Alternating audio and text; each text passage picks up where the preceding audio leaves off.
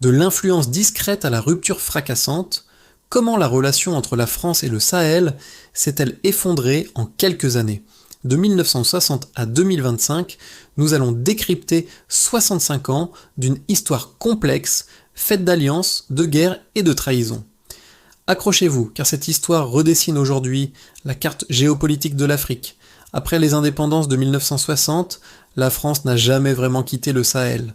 Elle y a maintenu une influence structurante, mais discrète. Comment?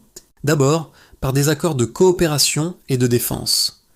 Ces textes, signés avec le Mali, le Niger ou le Burkina Faso, garantissaient à Paris une priorité en matière d'accès militaire, de formation des armées et de logistique. Pour les élites locales, c'était une assurance vie. Pour les critiques, le début de ce qu'on appellera la France-Afrique, une forme de néocolonialisme qui ne dit pas son nom. Militairement, la France n'avait pas de base permanente massive dans ces trois pays, mais elle n'en était jamais loin. Depuis ses positions en Côte d'Ivoire ou au Tchad, elle pouvait intervenir rapidement pour soutenir des régimes amis en difficulté. Elle formait aussi les officiers et les services de renseignement locaux, créant des liens durables au cœur des appareils d'État. Sur le plan économique, l'appartenance à la zone franc CFA a solidifié cette dépendance, alimentant les débats sur la perte de souveraineté monétaire et le contrôle de l'économie par Paris. Pendant 50 ans, ce modèle a tenu mélange d'influence politique, de présence militaire latente et de liens économiques forts.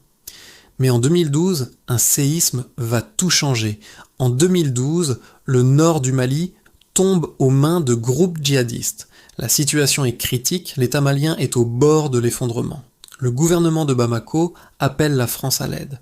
C'est le début de l'opération Serval en janvier 2013. En quelques semaines, l'intervention française stoppe net l'avancée des colonnes armées vers le sud et sauve littéralement le régime. À ce moment précis, la crédibilité militaire française au Sahel atteint son apogée. L'influence structurelle se transforme en une intervention opérationnelle jugée vitale par tous les partenaires. Fort de ce succès, Paris décide d'élargir le dispositif. En 2014, Serval devient l'opération Barkhane. L'objectif n'est plus seulement de défendre le Mali, mais de traquer les groupes terroristes dans toute la bande sahélo-saharienne. Plusieurs milliers de soldats français sont déployés pour combattre Al-Qaïda et l'État islamique, mais aussi pour former les armées nationales des pays du G5 Sahel, une alliance régionale que la France a largement contribué à créer et à soutenir. Sur le plan diplomatique, Paris est au centre du jeu, coordonnant l'action de l'ONU, de l'Union européenne et des forces africaines. C'est l'apogée de la coopération franco-sahélienne. Mais sous la surface, les premières d'un fissure apparaissent déjà. Malgré les succès tactiques de Barkhane, le modèle commence à s'essouffler. La première critique, c'est celle de l'enlisement. La menace djihadiste n'est pas éradiquée. Pire, elle s'étend et frappe désormais durement le Niger et le Burkina Faso. La présence militaire française, qui devait être temporaire, s'installe dans la durée. Cela nourrit un sentiment grandissant d'ingérence et de perte de souveraineté chez une partie de la population et des nouvelles élites. On reproche à la France de s'immiscer dans les affaires intérieures et de maintenir une présence perçue comme une occupation. La communication est un autre échec majeur. Les bilans des frappes aériennes sont souvent contestés et des accusations de bavure, réelles ou supposées, empoisonnent la relation avec les populations locales. L'image du soldat français libérateur de 2013 se dégrade progressivement pour devenir celle d'une force étrangère inefficace, voire complice. Ce cocktail de frustration militaire, de ressentiment politique et d'échec de communication va créer un terrain incroyablement fertile pour le sentiment anti-français. Il ne manquait plus qu'une étincelle pour que tout explose, et cette étincelle, ce sera une vague de coups d'État. À partir de 2020, une série de putschs militaires secoue la région, d'abord au Mali, puis au Burkina Faso, et enfin au Niger en 2023. Pour les nouvelles juntes, la France devient le bouc émissaire parfait. Elle l'accuse d'être responsable de l'insécurité persistante et la présente comme le symbole d'un néocolonialisme arrogant. Le discours est simple et efficace. Après 10 ans de présence, la situation a empiré, donc la France est le problème. Les militaires au pouvoir exploitent un sentiment anti-français déjà bien présent et en font le cœur de leur légitimité. Les relations se détériorent à une vitesse fulgurante.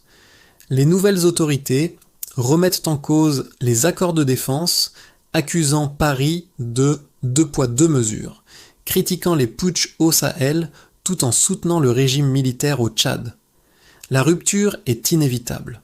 En 2022, face aux tensions et à l'arrivée des mercenaires russes de Wagner, la France retire toutes ses troupes du Mali. Et en 2023, le scénario se répète au Burkina Faso et au Niger. Les nouvelles autorités exigent le départ des soldats français et dénoncent les accords militaires. En quelques mois, la France est contrainte de mettre fin à des décennies de présence militaire dans ces trois pays. Ce vide laissé par la France est immédiatement comblé. Les juntes du Mali, du Burkina Faso et du Niger se tournent massivement vers la Russie. Moscou est perçu comme un partenaire idéal. Elle ne se préoccupe ni de démocratie, ni des droits de l'homme, et n'a pas le bagage colonial de la France. Le groupe Wagner, remplacé ensuite par l'Afrikakor, fournit un appui militaire et logistique direct aux régimes en place, en échange d'un accès aux ressources minières et d'une influence politique grandissante. C'est un basculement géopolitique majeur. Le drapeau tricolore est remplacé par le drapeau russe, marquant la fin d'une ère et le début d'une nouvelle confrontation. Nous entrons alors dans l'ère de l'AES, l'Alliance des États du Sahel, créée par les régimes militaires du Mali, du Burkina Faso et du Niger. Ces trois pays, désormais unis contre leur ancien partenaire, se retirent même de la CEDEAO, l'organisation économique régionale. Pour la France et ses alliés européens, la stratégie est d'abord celle de la pression. Ils soutiennent les sanctions économiques imposées par la CEDEAO pour tenter d'isoler les putschistes et de défendre l'ordre constitutionnel. Mais cette stratégie échoue. Les régimes se maintiennent et renforcent leur rhétorique anti-occidentale. La France se retrouve alors dans une position délicate. Son influence militaire est anéantie, mais elle reste un acteur majeur de l'aide au développement et de l'aide humanitaire. Peut-elle couper totalement les ponts au risque de pénaliser les populations? La diplomatie française doit s'adapter, trouver un moyen de dialoguer avec ces nouveaux régimes, ne serait-ce que pour protéger ses ressortissants sur place et préserver ses derniers leviers d'influence. Paris est face à un défi immense. Gérer l'influence russe grandissante, empêcher la contagion djihadiste vers les pays côtiers comme la Côte d'Ivoire ou le Bénin, et surtout réinventer complètement sa politique africaine pour ne plus être accusée de néocolonialisme. En 65 ans, la France est passée du statut de partenaire incontournable à celui d'adversaire désigné au cœur du Sahel. Cette rupture spectaculaire n'est pas seulement la fin d'une relation bilatérale, c'est le symptôme d'un monde qui change, où les anciennes puissances doivent apprendre à composer avec de nouveaux acteurs et de nouvelles aspirations. L'histoire de la France au Sahel est loin d'être terminée, mais un chapitre, celui de la présence militaire directe, vient définitivement de se clore. Merci d'avoir suivi cette analyse jusqu'au bout. Si ce format vous a plu et que vous souhaitez comprendre les grands enjeux de notre époque, n'hésitez pas à vous abonner à la chaîne et à activer la cloche pour ne manquer aucune de nos prochaines vidéos. À très bientôt.